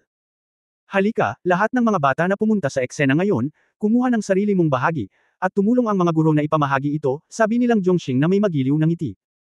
Natural na tuwang-tuwa ang mga bata nang matanggap nila ang mga regalo, at labis na nagpapasalamat ang mga magulang. Sa pagharap sa mga on-site interview ng mga reporter, puno sila ng papuri sa Shining Star Holdings. Tuwang-tuwa rin ang mga opisyal sa ganoong eksena, at puno ng saya ang eksena. Mr. Lang, malaki talaga ang ginastos mo, nakangiting sabi ng pinuno ng Departamento ng Edukasyon. Haha, konting pag-aalaga lang. Hinuwayway nilang Zhongxing ang kanyang kamay. Ang isang malaking bilang ng mga kuha sa eksena. Nang makakita ng ganoong eksena, lahat ng tao sa Splendid Group ay lalong naging hindi magandang tingnan. Kahit na gumastos sila ng mas maraming pera, hindi nila nakuha ang atensyon na nararapat sa kanila. Kahit nag-charity sila, nakakahiya naman. Nakikita ang hindi pagpayag sa mga mukha ng kanyang mga kasamahan, nadama ni Feng Yaoying na walang magawa. Hindi niya akalain na magiging ganito ang mga pangyayari. Noong una, naisip ko na sa puhunan na higit sa 1 bilyong yuan, kahit na muling pag-usapan ito nilang Zhongxing, ngunit ang education base na ito ay pinangalan ng Splendid, paano siya makakagawa ng mga bulaklak? Sa hindi inaasahan. Diretsyong binaling niya ang atensyon niya at napunta sa ganoong sitwasyon. Kahit na alam ng lahat na ang Splendid Group ay namumuhunan ng higit pa, ang topicality ay ganap na naiiba. Basta, habang papalapit sa Xingyao Holdings ang kapaligiran sa pinangyarihan, 10 kotse ang biglang pumasok sa labas ng gate ng paaralan. Ng mga 3 truck, 7 ang mga bagong school bus na may nakaspray na pangalan ng paaralan. Ito, ang isang malaking labanan ay direktang nakaakit ng atensyon ng lahat, at ang media ay nagsimulang bumaril ng galit na galit, nagtatanong kung ano ang nangyayari. Mr. Lang, big deal mo na naman ba ito? Silang Zhongxing ay mukhang nataranta at hindi sinasadyang tumingin kay Feng Yaoying. Medyo naguguluhan din si Feng Yaoying sa sandaling ito. Nagtataka siya kung saan nanggaling ang mga kotseng ito nang marinig niyang may sumisigaw ng, "Tingnan mo! May Splendid" na logo sa truck. Biglang kinilig si Feng Yaoying at tumingin sa building ng pagtuturo sa tabi niya. Ang babaeng may sunglasses at maskara sa itaas, ay nakita ng kabilang partido na nayuyugyug ang telepono patungo sa kanya. Nagmamadaling kinuha ni Feng Yaoying ang kanyang mobile phone, at pagkatapos basahin ang mensaheng ipinadala ni Su Qingzhou, bigla niyang natauhan. Matapos mong malaman iyon. It was originally planned na after this event is privado na namin itong ipapasa sa school, pero ngayon lang siguro dahil sa team ng Xingyao Holdings, nagkaroon ng communication problem sa side namin kaya nag-ingat kami at diretsyong nagpadala. Pasok ka. Nagpanggap si Feng Yaoying na humihingi ng tawad at ngumiti kay Lang Zhongxing, at pagkatapos ay sinabi sa mikropono, may kabuuang 5,000 laptops dito.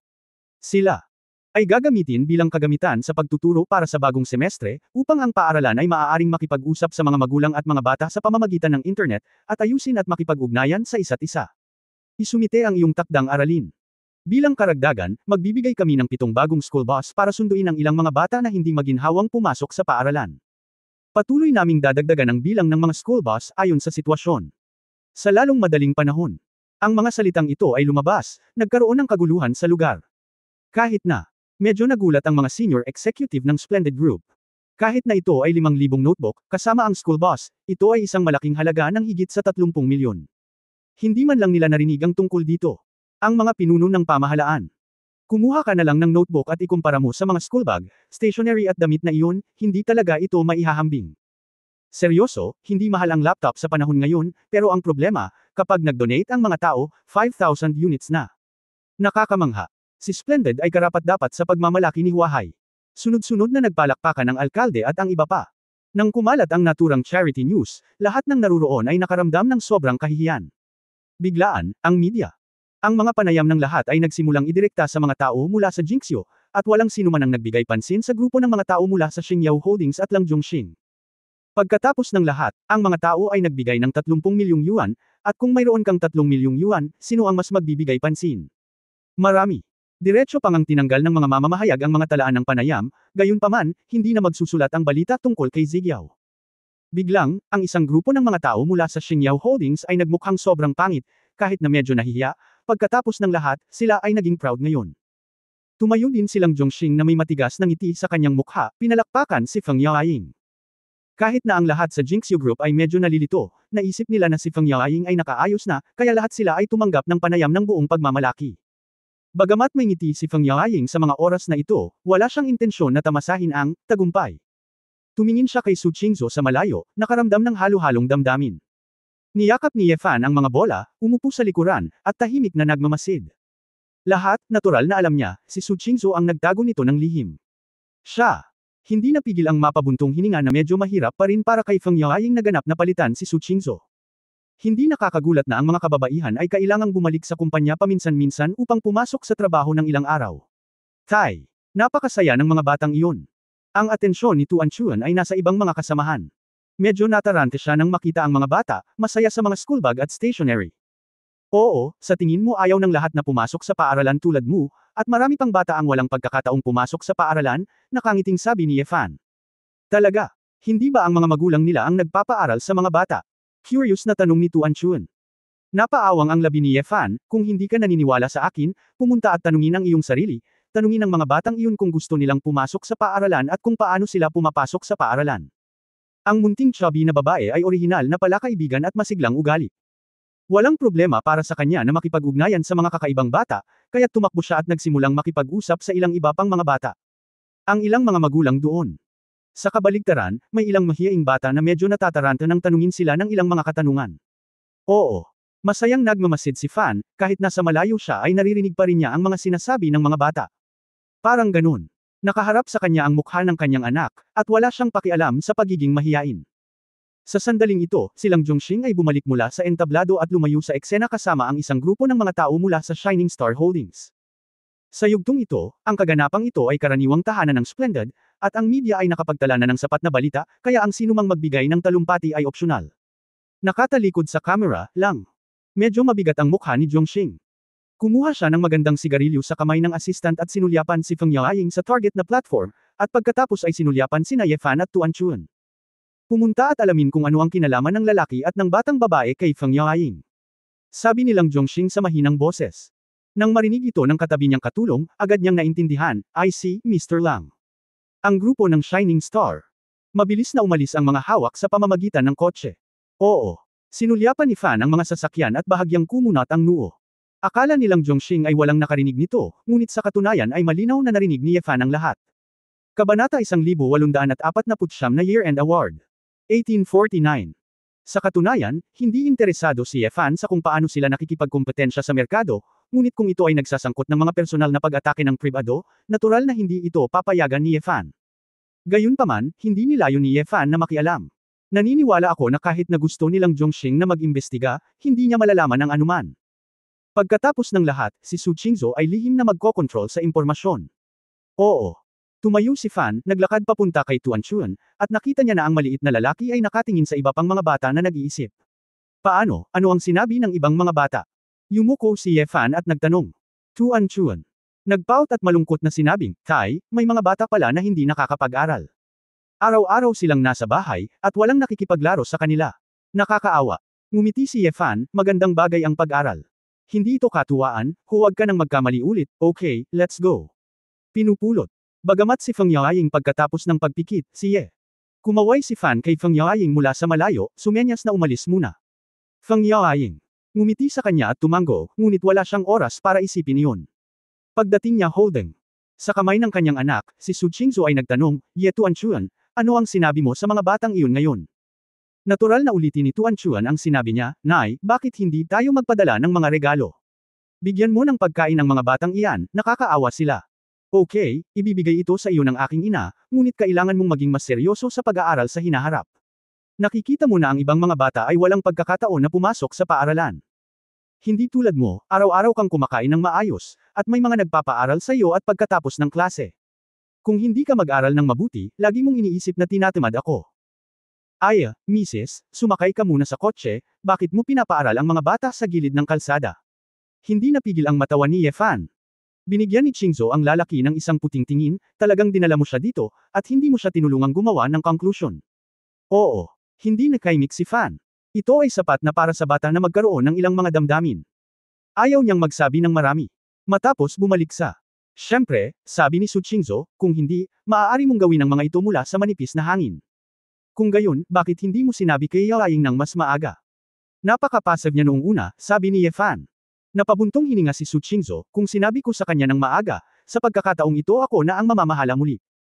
Sa katunayan, dapat ay napagtanto mismo ni Senior Sister na hindi magagawa nilang Zhongxing ang aktibidad na ito ng mapayapa, kaya dapat niyang itago ito para sa iyong sarili.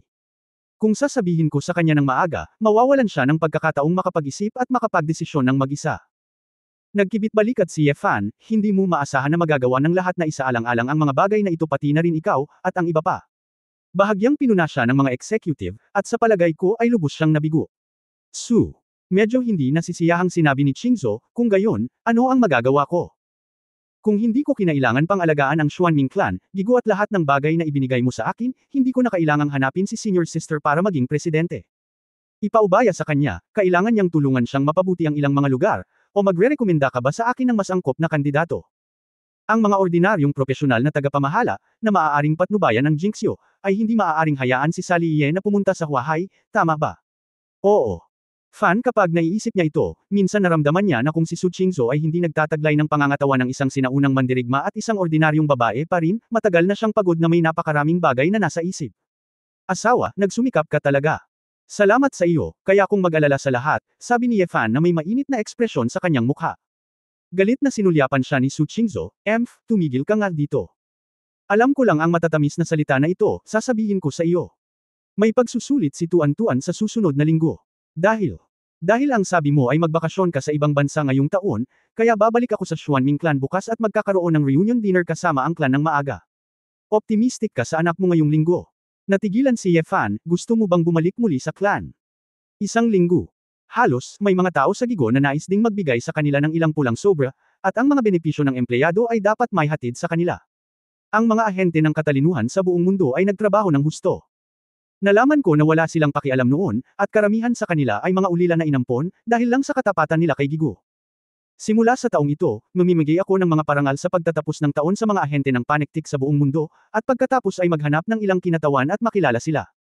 Sa pamamagitan ng paraan, pumunta sa ilang mga rehiyon sa ibang bansa at kumain kasama ang mga lokal na tagapamahala, upang magkaroon sila ng higit na pakiramdam ng pagiging kabilang. Hindi ko gagawin. Hindi napigilan ni Ye Fan ang pagkibot. Gigo Intelligence Agent. Year-end Award. Well, ang aking asawa oo naman, siya ay isang henyo sa negosyo.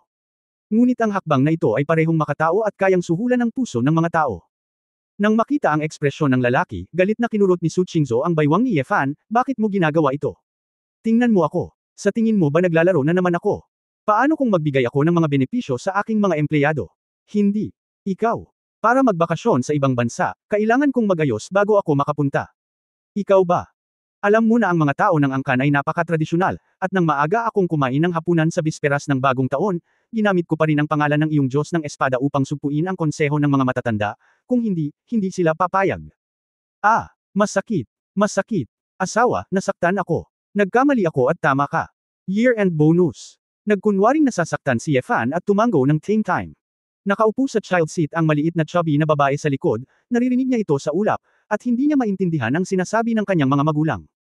Ito ay bihirang lumabas ng linggo, ang mag-asawa ay kinuha ang grupo upang maglaro sa labas ng mahabang panahon, at pagkatapos ng isang malaking pagkain, sila ay umuwi.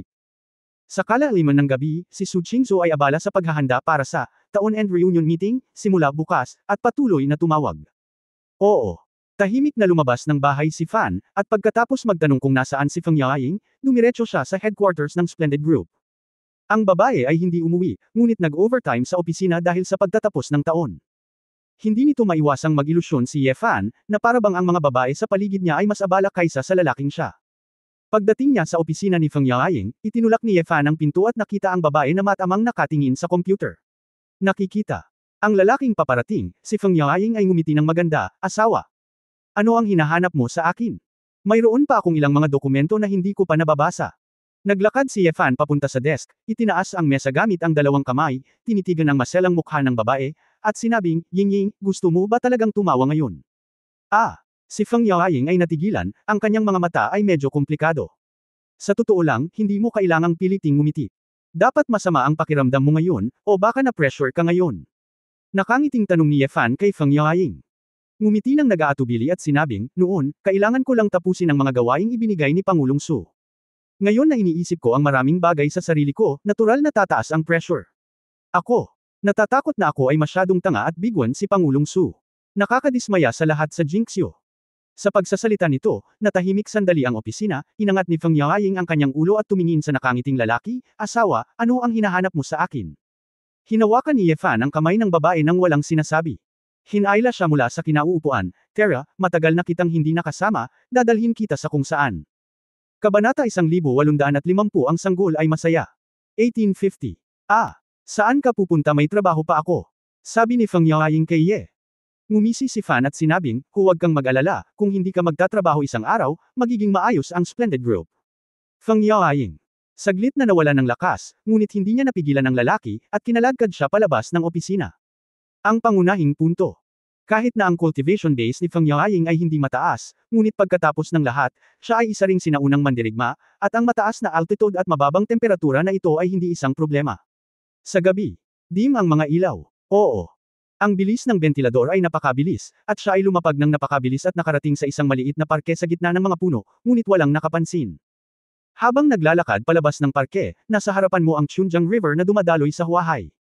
Walang masyadong tao sa pedestrian street dahil sa malamig na panahon. Sa pagtingin sa malawak na tanawin sa gabi ng ilog, huminga ng malalim si Feng Yaoying at nakaramdam ng ginhawa mula sa paglabas ng hola. Tandaan mo kung saan ito? Nakangiting tanong ni Ye Fan. Si Feng Yaoying ay mukhang naguguluhan at umiling, hindi ko maalala. Ang mukha ni Ye Fan ay hindi nasisiyahan, nang makita ang ngiti sa mga mata ng babae, alam niyang sinasadya niyang magpanggap na bawang, agad niyang inakbayan ang kanyang baywang at hinalikan siya sa bibig, magsalita ka. Naaalala mo ba? Hindi ba, namula si Feng Yaoying at itinulak ang lalaki. Bagamat walang masyadong tao sa malapit, medyo nahihiya itong halikan siya ng ganito sa kalye. Kapag hindi mo sasabihin, hahalikan kita. Nagpatuloy si Ye Fan sa paghalik ng ilang beses. Napangiti si Feng Yaoying at sinabing, paano mo ako hinihalikan? Okay. Alam ko. Kakakilala lang namin 2 taon na ang nakakaraan. Iniligtas mo ako sa bar. Bumili kami ng alak dito at nagkwentuhan. Iuwi na kita mamaya. Sa pag-iisip ng gabing iyon, kusa pa ring nagkunwaring tulog ang lalaki para pagtakpan ang nakakahiyang kapaligiran, naramdaman ni Feng Yaoying ang init sa kanyang puso. Dahon. Noon lang ay hinaplos ni Fan ang mukha ng babae ng may kasiyahan, halos pareho lang, Tara, punta tayo sa convenience store na iyon para bumili ng makakain at maiinom, hindi ka naman kumain ng hapunan, di ba? Asawa, hindi mo ako bibigyan ng facelift ng bigo ngayon. Ito ba ang elixir? Bigyan mo ako ng buong butil. Nakangiting tanong ni Feng Yaoying. Ang bagay na iyon, bagaman ito ay mabuti sa katawan, ngunit ang sobrang pagkain sa isang petsa ay masama sa tanawin. Umiling si Ye Fan at sinabing imposible. Pagkarating sa convenience store, tinanong ni Ye Fan ang babae kung ano ang gusto niyang kainin. Napakasual na sagot ni Feng Yaoying, whatever. Oo. Hindi kumibo si Fan, tumakbo sa katabi niyang stand at kumuha ng 2 box ng instant noodles at 2 ham sausages. Boss, mayroon bang mainit na tubig? Tanong ni Ye Fan. Oo, ibabad mo lang dyan. Ngumiti ang may-ari ng convenience store at tinuro ang isang hot water supply machine sa tabi niya. Si Feng Yaoying ay, walang imik, hindi, asawa, hinayla mo ako para lang kumain ng instant noodles at ham sausage. Tumango si Ye Fan, oo, di ba casual lang ang sinabi mo? Saka ano pa ang gusto mong kainin? Binigyan siya ni Feng Yaoying ng puting tingin at itinuro ang merienda sa tabi niya, anyhow, magdagdag ng pinakuloang itlog. Inaprubahan. Ikan-away ni Ye Fan ang kanyang kamay at kumuha ng isang piraso ng 20 yuan na papel na pera. Kinuha ng 2 ang babad na pansit na may kasamang ham at itlog at pumunta sa isang maliit na mesa sa tabi ng bintana. Pagkatapos, mahigit 2 minuto, masayang kumain si Ye Fan, at malabong sinabi habang kumakain, huwag ibabad ito ng masyadong matagal, masarap ito na may kaunting chewiness. Kinuha ni Feng Yaoying isang maliit na subo ng noodles at nakangiting sinabi, asawa, kumain ka na sana ng hapunan, di ba? Hindi mo naman kailangang magkunwari na gutom ka. Umiling si Ye Fan, matagal na akong hindi kumakain ng instant noodles. Para sa kapakanan ng mga bata, hindi ako naglalagay ng junk food. Kapag umupo ako ng bahay mag-isa, nakakakain ako ng instant noodles 3 beses sa isang araw. Napakasarap nito. Pagkatapos kumain ng napakaraming delicacy mula sa kabundukan at dagat, ang instant noodles ay syempre isang bihirang produkto. Itinikom ni Feng Yaoying ang kanyang mga labi at ngumiti, hinaypan ang init, at kinain ito ng may kasiyahan. She was actually hungry, although it doesn't matter if she was hungry after the practice, pero mainit pa rin. Sarap pa rin siya sa pansit na sabaw sa tiyan. Lalo na ang pag-upo sa isang maliit na convenience store, kasama ang kanyang kasintahan sa tabi niya, ang ilog at estranghero na dumadaan sa labas, pakiramdam niya ay mainit at nakaka-relax sa isang tahimik na gabi. Pagkatapos kumain ng noodles, humigop si Feng Yaoying ng sopas, nagpakawala ng mahabang buntong hininga, at ngumiti ng may pag-iisip, asawa, salamat, gumaan na ang pakiramdam ko. Kung wala ako sa tabi mo, hindi mo man lang maibsan ang pressure, napabuntong hininga si Ye Fan, hinawakan niya ang kamay ng babae at sinabing, tara na, lumabas para maglakad-lakad. Ang 2 ang dumating sa tabing ilog at, tulad ng karamihan sa mga tao, dahan-daang naglakad sa kalsada. Paano, sa tingin mo ba ngayon, kahit na hindi mo Hindi naman talaga big deal na tapusin ang ganoong kaunting trabaho, tama ba? Tanong ni Ye Fan. Sumandal si Feng Yaoying sa lalaki at bahagyang tumango, well, I put too much pressure on myself. In fact, I'm not as good as President Su. Normal lang sa lahat na ma-disappoint sa akin. Oo. Huminto si Fan, sumandal sa rehas sa tabi ng ilog, at nagtanong, Yingying, sa tingin mo ba ay hindi ka kasing galing ni Qingzhou, hindi ka ba talaga kasing galing niya? Saglit na natigilan si Feng Yaoying, pagkatapos ay umiling ng mingiti at sinabing, asawa, huwag mo akong aliwin. Ito ang katotohanan. May mga taong malalakas at ang iba ay mahina. Hindi mo na kailangang sabihin sa akin kung ano ang sasabihin para aliwin ako. Napakahusay. Oo. Bahagyang tumawa si Fan at sinabing, Yingying, alam mo ba na napakahawig mo sa isang hayop? Ano? Nagtataka na tanong ni Feng Yaoying. Giant panda, sabi ni Ye Fan. Nanlumo sandali si Feng Yaoying, at galit na sinabi, ikaw ang higanteng panda. Ganon na ba ako kataba? Hindi ako tamad, araw-araw akong nagsusumikap. O may panda eyes ba ako? Oo. Umiling si Fan at sinabing, hindi ko sinasadya. Ano ang ibig sabihin nito? Kumunat ang noo ni Feng Yaoying at mukhang naguguluhan. Oo. Niyakap ni Fan ang mabangong balikat ng babae, nakaharap sa ilog, at maluwag na sinabi, ang planetang kinaroroonan natin ay nakaranas ng maraming panahon ng yelo. At karamihan sa mga nabubuhay na bagay ay namatay noong panahon ng yelo. Kaya, ang mga makapangyarihang mammoth, tigre na may saber tooth, at maging ang mga dinosaur ay hindi nakaligtas. Ngunit nakaligtas ang mga higanteng panda na may mababang reproductive ability. Sa katunayan, ang higanteng panda gayon paman. Nasa bundok ang kawayan na gustong-gusto nilang kainin, kaya nagsimulang umakyat sa bundok ang mga panda. Ngunit ang mga carnivore, ang tiyan ay hindi iniangkop sa kawayan, at sumisipsip ng mas kaunting mga sustansya, kaya iniisip ng panda, dahil ang enerhiya ay hindi sapat, ito ay natutulog lamang sa tiyan, at masyadong tamad na kumilos pa. Makatuwirang sabihin na ang paghiga sa tiyan na tulad nito ay madaling mahuli. Ang iba pang malalaking hayop ay sumalakay, ngunit dahil sa mataas na lugar, walang mga hayop, kaya kahit papaano ay nakaligtas ang panda. Ang iba pang mga hayop na mas malakas kaysa sa mga panda ay namatay sa gutom na walang karne noong panahon ng yelo, ngunit ang mga panda ay nakaligtas dahil sa pagkain ng kawayan. Hanggang sa ang mga tao ay naging Panginoon ng mundo, ang mga tigre at mga leon ay halos wala na, ngunit ang mga panda ay naging minamahal ng lahat, at namumuhay ng isang partikular na pampalusog na buhay. Sasabihin mo, bakit ganito? Kumurap si Feng Yaoying at bamulong. Ano pa kaya ito? Maswerte ang makaligtas sa panahon ng yelo, at magandang mamuhay ng maayos ngayon. Ang cute. Oo. Ngumiti si Fan at umiling, sa aking palagay, ang mga malalaking panda ay makakaligtas dahil naglakas loob silang harapin ang kanilang sariling mga kahinaan, hindi nila ito ikinahihiya, ngunit handang umangkop sa isang bagong kapaligiran. Ay hindi lamang ang pagpipilian. Ang panandaliang kaluwalhatian ay walang kahulugan, at ang nagwagi ay ang makakarating sa wakas.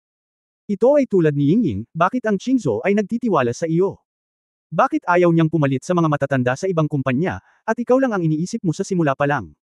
Ito ba talaga ang iyong pinakamalakas na kakayahan? Si Feng Yaoying ay natigilan saglit, nawala sa pag-iisip. Yeah. Nagpatuloy ang Fan, ang iyong pinakamalaking katangian ay hindi mo masyadong pinahahalagahan ang iyong sarili. Hindi mag-aalala si Qingzhou, hindi siya mag-aalala tungkol sa iyong mga sakam na iniisip tungkol sa Jinxiu Group, gagawin mo ito sa likod niya. Pambihirang desisyon. Kung ikaw ay isang partikular na ambisyoso at mapagkumpetensyang babae, gaano ka man kalakas, hindi ka masyadong pagtitiwalaan ni Qingzhou, isang kislap ng liwanag ang sumilay sa mga mata ni Feng Yaoying.